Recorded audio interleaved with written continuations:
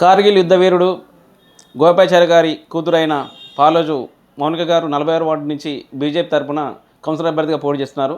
Madam నమస్తే, చెప్పండి. ఇన్ని రోజులు సంది మీరు ఇంత యంగ్ వయసులో ఇప్పటివరకు ఎవరు పోటీ చేయలేదు కదా, మీకు ఈ రాజకీయాలకు రావాలని ఎందుకు అనిపించింది? నమస్తే అండి.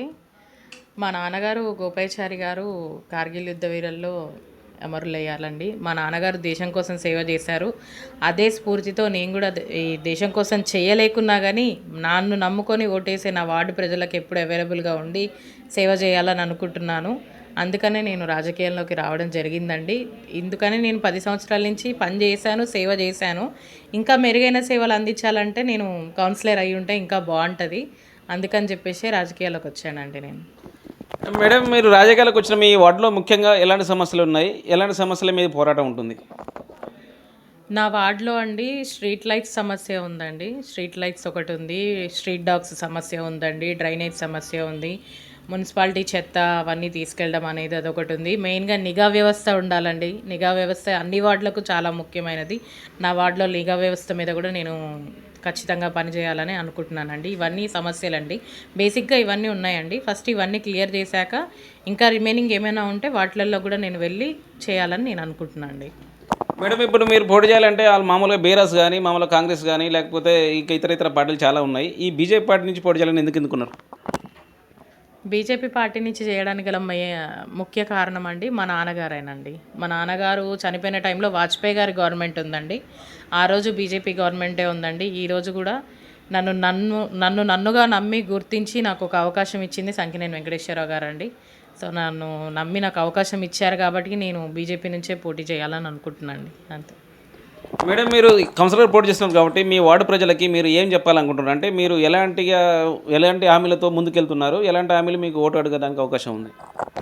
నేను ఇంతకుముందు చెప్పాను కదండి. సో వార్డులో ఉన్న సమస్యలన్నీ నేను పరిష్కరిస్తానని చెప్పాను కదా. అలాగే నిన్న వార్డు ప్రజలకు చెప్పేది ఒకటే అండి, మనిషిని చూసి ఓటేయండి. నేను గత 2010 నుంచి కూడా 2026 అవుతుంది ఇప్పటికీ నేను అదే వార్డులో నివసించడం జరుగుతుంది. నేను ఎప్పుడూ ప్రజల్లో తిరగడం జరుగుతూనే ఉంటుంది. నేను అదే వార్డులో ఉంటాను. నేను వాళ్ళకి అవైలబుల్గా ఉంటాను, అందుబాటులో ఉంటాను. ఎప్పుడు వాళ్ళకి ఏ పని ఉన్నా ఏదున్నా నేను వాళ్ళ కళ్ళ ముందే ఉంటానండి. సో స్థానికత్వాన్ని చూసి నన్ను గుర్తించి ఓటేయండి. నేను వాళ్ళలో తిరగడానికి, వాళ్ళకి సేవ చేయడానికి నేను ఎల్లవేళలా వాళ్ళ కోసం అవైలబుల్గా ఉంటాను. మనిషిని చూసి ఓటేయండి. వ్యక్తిని చూసి, మనిషిని చూసి, మా నాన్నగారు చేసిన ఈ సేవను చూసి, దేశం కోసం మా నాన్నగారు ప్రాణత్యాగం చేశారు కదండి, అవి చూసి నాకు ఓటేయండి. నాకు అవకాశం ఇవ్వండి. నాకు అవకాశం ఇస్తే మీరు ఇచ్చిన అవకాశాన్ని నేను వినియోగించుకొని మీకు మెరుగైన సేవలు అందిస్తానండి. మేడం, మీ వార్డులో ఉన్న యువతకి మీరు ఎలాంటి సందేశం ఇద్దాం అనుకుంటున్నారు? మా వార్డులో ఉన్న యూత్ అండి అందరూ చాలా వరకు జాబ్స్ మీదనే బయట ఉన్నారండి. ఎవరైనా ఒకవేళ ఇప్పుడు ప్రజెంట్ యూత్ కానీ ఉండుంటే మీరు వాలంటీర్గా దేశం కోసం చేయలేకపోయినా మన చుట్టుపక్కల ఉన్న మన ప్లేస్ని మనం కాపాడుకుందామండి. మన ప్లేస్ని మనం మంచిగా చేసుకుందాము. మీరు ఏ చిన్న పనైనా చేయండి. ఒక ఓల్డ్ ఏజ్ వాళ్ళకి పెన్షన్ ఇప్పించడం కానీ, లేకపోతే వార్డులో ఏదైనా సమస్య ఉన్నా కానీ యూత్ అనేది మీరు ముందుకెళ్ళి మీరు చేయండి.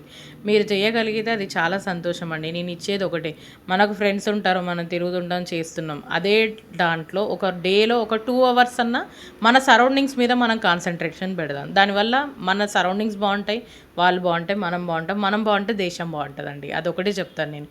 యూత్ అనేది చాలా వెన్నుముక్క అండి ప్రతిదానికి. మన సొసైటీకి యూతే వెన్నుముక్క. మన సొసైటీలో యూత్ బాగుంటే మన సొసైటీ బాగుంటుంది. సొసైటీ బాగుంటే మనం అందరం బాగుంటాం. అదొకటే అండి నేను చెప్పేది. మేడం, మామూలుగా దేశం కోసం పనిచేసే ఏకైక పార్టీ అంటే మామూలుగా హిందుత్వం కానీ, దేశం కోసం పనిచేసే పార్టీ అంటే ఒక బీజేపీ పార్టీ అని చెప్తారు. ఇలాంటి బీజేపీ నుంచి మీకు అవకాశం మీకు ఇచ్చిన సంకినేని గారికి మీరు ఎలాంటి కృతజ్ఞతలు చెప్తారు? నాకు నా రాజకీయ గురువు గారండి సంకినేని వెంకటేశ్వరరావు గారు. నన్ను నమ్మి నాకు అవకాశం ఇచ్చినందుకు సార్ పేరు నిలబెట్టాలని నేను సాయశక్తులా ప్రయత్నిస్తానండి. నేను ఒకవేళ గెలిస్తే 100% గెలిచాక నాకు ఇచ్చిన ఈ అవకాశాన్ని నేను గెలిచి ప్రజల్లోకి వెళ్ళి నేను పని చేసి నాకు ఇచ్చిన అవకాశం నేను కరెక్ట్ పర్సన్కి అవకాశం ఇచ్చానని చెప్పి అందరు గుర్తుంచుకునేటట్టు నేను పనిచేసి చూపిస్తానండి. మేడం, మీ వార్డులో కాంగ్రెస్ పార్టీ నుంచి కానీ, వేరే బీఆర్ఎస్ పార్టీ నుంచి కానీ మంచి వ్యక్తులు, అంటే మంచి కాస్ట్లీ వ్యక్తులు పోటీ చేస్తున్నారో తెలిసింది. ఈ కాస్ట్లీ వ్యక్తుల మధ్యన మీరు ఏ విధంగా మీ పోటీ ఉంటుంది? వార్డ్ అనేది టఫ్గానే ఉందండి. రాజకీయాలంటేనే చాలా టఫ్. అది అదృష్టంతో కూడుకున్న పని అండి. దాంతోపాటు ప్రజలది కూడా సపోర్ట్ ఉండాలండి. నేనైతే ఏమనుకోవట్లేదండి. నేనేంటి అనేది నేను ప్రజల్లోకి తీసుకెళ్ళాలని చాలా ప్రయత్నిస్తున్నాను. సో, నన్ను చూసి ఓటేసేవాళ్ళు నన్ను చూసి ఓటేస్తారు. ఇప్పుడు పని చేసే వాళ్ళ పద్ధతి వేరేలా ఉంటది. వేరే వాళ్ళ పద్ధతి వేరేలా ఉంటదండి. నేనైతే పని చేయాలనే వస్తున్నా. నేనైతే ఎలాంటిది ఆశించట్లేదు. ఎక్కడి నుంచి కూడా నేనేం ఆశించట్లేదు. నేను పని చేస్తా, నన్ను నమ్మండి, నాకు అవకాశం ఇయ్యండి అని చెప్తున్నా అండి.